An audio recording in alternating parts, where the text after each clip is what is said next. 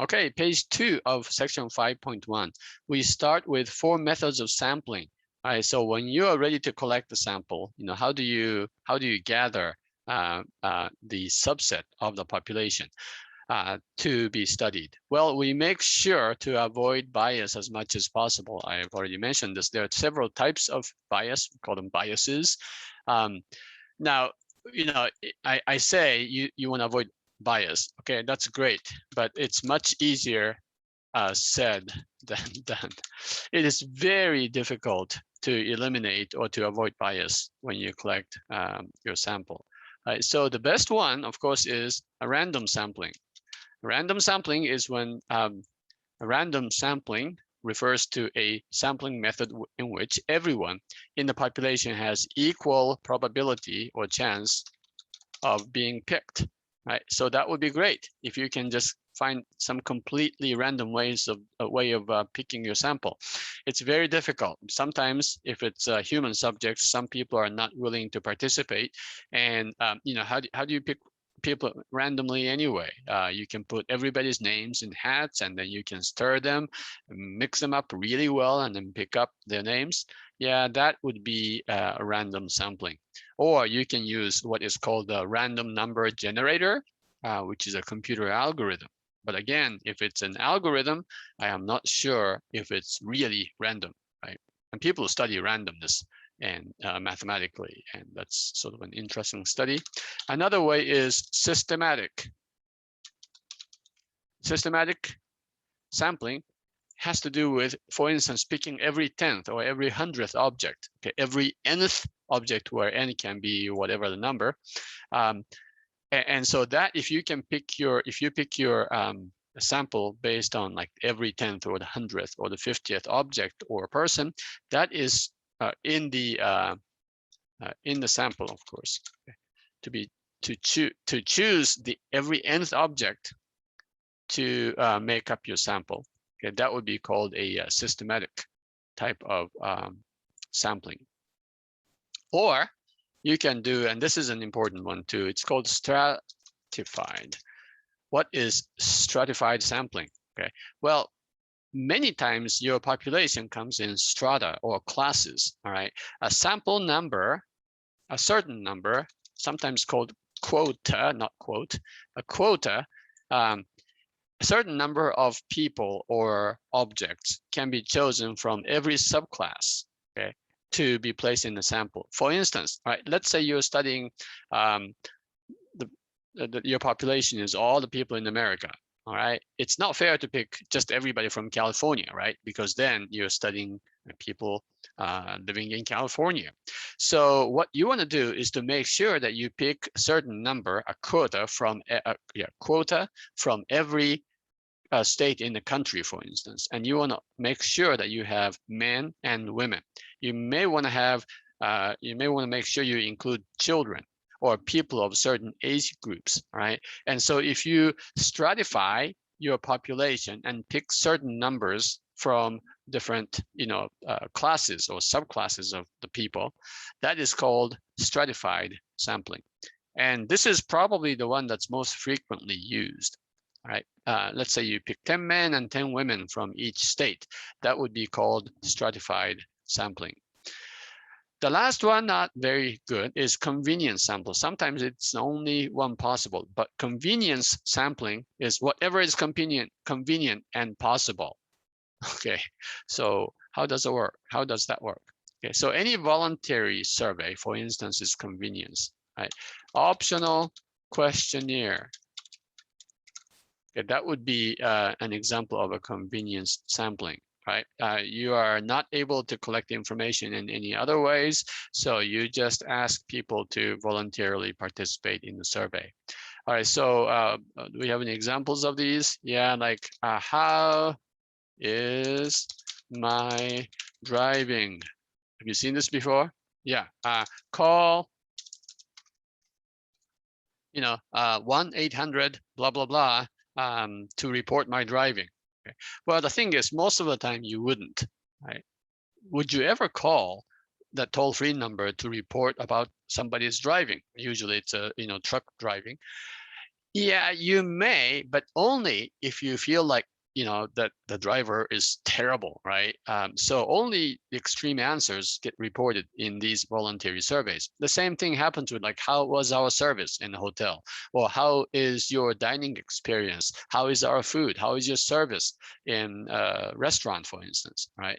And again, these are convenience because it's just voluntary. And in those situations, we tend to have only the extreme opinions. Okay, and so that's definitely not random, and it's not systematic. It's not stratified, and those are convenience samples. All right, so types of bias that can creep in, and I think in the book it says like how to mess up your study before you even start the study, and that is by collecting wrong type of data or erroneous or biased data, right? And you can certainly understand this, right? So what kind of bias can creep in to your data when you collect your data from your sample?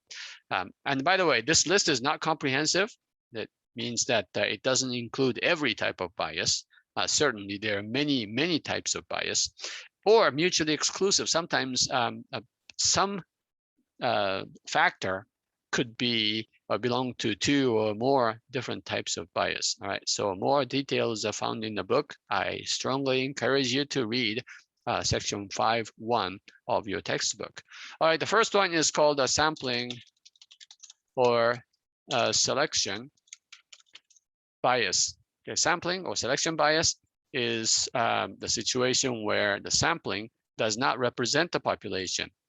Let's say you're studying, you're a reporter from overseas, and you have heard of this strange sport in America called baseball, and you say, interesting, baseball, what is that? What teams do Americans like? So you visit Los Angeles and New York, because those are the two places you visit while you're in America as a foreign reporter. And you go back and you say most Americans like the Dodgers and the Yankees, right? Well, that's not quite true, because you didn't visit, a bunch of other cities. So that's not a good representative, right? See, that's called a selection sample. Another one, voluntary response bias. Okay, so what is voluntary response bias? We already talked about that above in convenience sampling.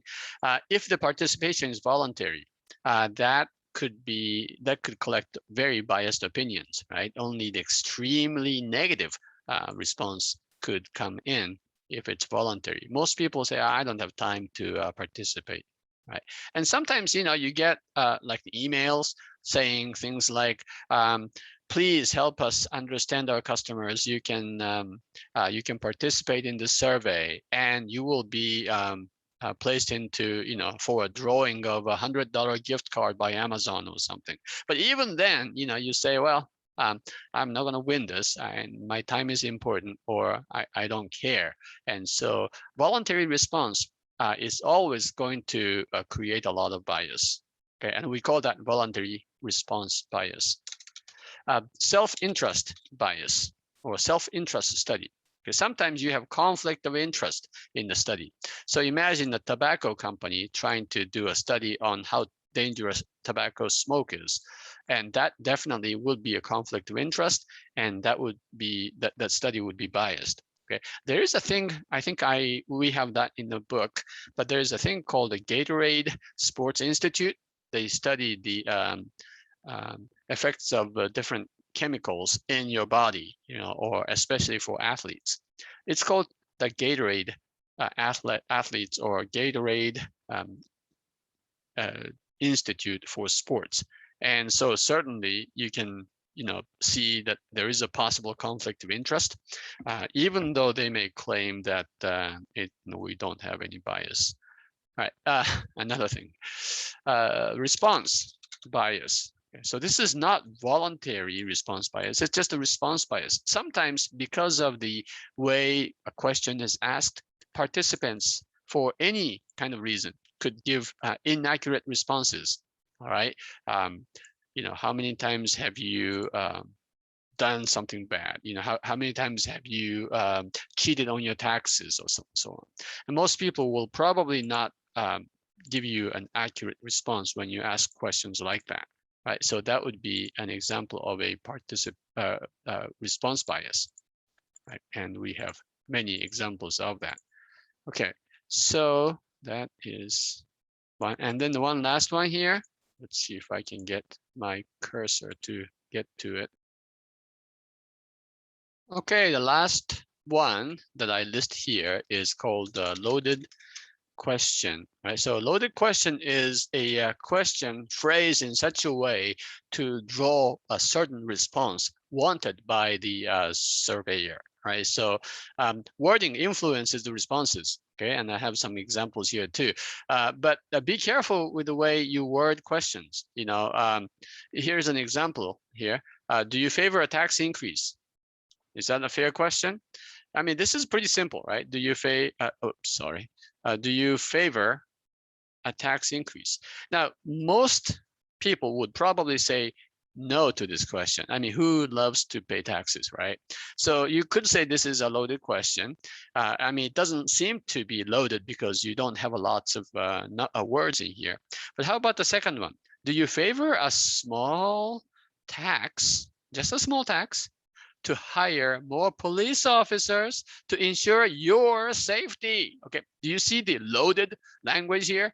Yeah, you're talking about safety, small tax, to protect, to defend you, to give you extra safety. That is a loaded question, leading many people to say yes. Oh yeah, I don't mind small tax if it's going to make me safer, right? Now, again, you may say, no, I don't want anything to hire more police officers. But you can see that the wording is loaded in such a way to encourage positive response, right? So that would be a loaded question. How about the last one?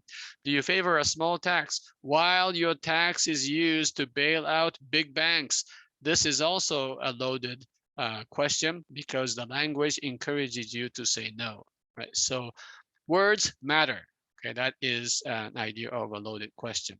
All right, finally, here's a case study. A well-known university, should I say which one? No, I shouldn't, but it's one of those Ivy League schools. That well-known university announced, and this really happened a few decades ago, that the average annual income of its graduates exceeds $500,000. Wow, that's great, right? The figure was based on replies to a survey or sample survey mailed to the members of its alumni association, whose addresses were on file with the university and the university's database. What could be wrong with this study? All right, can you think about this? All right, can you think of what it went wrong here? And by the way, the 500,000 figure was way overstated. Okay, in other words, the average was not anywhere close to $500,000. I mean, many, alumni, many graduates had retired. Some of them were making that much money, some of them more, but many weren't. How do we know? Because there was a follow-up study on this. Okay, but why was their statistic, the sample average, so large, such a large sum of money? Okay, so here's one answer. Typically, only wealthy graduates tend to join the alumni association. True, right? I mean, because usually the alumni association charges you a fee, an annual fee or a lifetime fee or something. And so if you if you're wealthy, yeah, you don't mind, but sometimes other people will not join the alumni association. And of course, those are the faithful ones, right? I mean, those are the people who like the school that they went to. People who did not like the school they went to typically do not join the alumni association. The university is more likely to stay in touch with wealthy graduates, because after all, they may be the ones giving donations to the school, right? Unhappy and or underemployed graduates. Okay, unemployed means they don't have a job, right? Underemployed means they have a job for which they are overqualified. So they could be earning a lot more, but they aren't earning a lot of money. Maybe they have PhDs, they work in Starbucks or something. There's nothing wrong with working with Starbucks. Okay, but I'm just saying that they could be with their academic degrees could be getting a job that would pay a lot more, and those people are called underemployed. So unemployed and underemployed graduates or unhappy graduates often do not respond. So, of course, these people may exist in the university's database, but let's say you're unemployed and you get this a survey in the mail from your alma mater, the university, and asking you to report how much money you are making, and you don't want to respond because you don't have a job or you are underemployed. Those replies never get back to the university. So as a result, the university will get only the replies from the ones who are doing well, who like the university, and who are supportive. And so those are the bias. Okay. And you can talk about this. I mean, that's certainly you have a sampling bias because this survey was sent only to the people for which the university had address. It is voluntary response because you can't require these people to send their replies back and so on. There may be some self-interest survey or self-interest bias in there too, right? Because clearly that university wants to report a very high income and so on. Right? Response bias, this could be there too, because some of the participants may just overstate their income just because, and people tend to do that, right? I mean, if you make, let's say 40,000, you may say, I make about 50,000. Or you may have had just a good year in your business, and people do tend to reply with a inflated amount of income.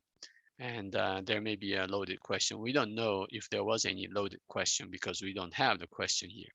All right, so that's about it for 5.1.